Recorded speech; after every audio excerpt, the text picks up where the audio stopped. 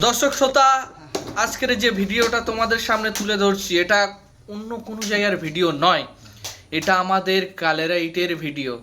কালকেরকার যে মিটিং হয়েছে, যে জনসংযোগ আর মানুষের যে ভিড়, যে কর্মী সভায় যে মানুষের ভিড়, মানুষের যে উল্লাস, মানুষ যেটা উৎসবভাবে পালন করেছে, আমরা দেখতাম বাংলা টাকা হতো, কিন্তু আজকে সেই 103 টাকা থেকে আজকে 113 টাকা মানুষের জনজোয়ার, ডিজেল 100 টাকা হয়ে গিয়েছে।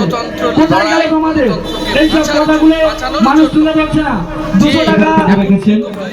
তো একটা কথা তোমাদের মাথায় রাখতে হবে, জীবনে কোনোদিন বিজেপি কারোর ভালো করবে না।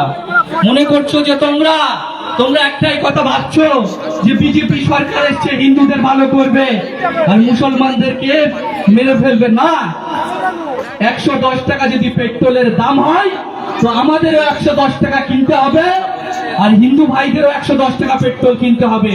এটা কিন্তু মাথায় রাখতে হবে।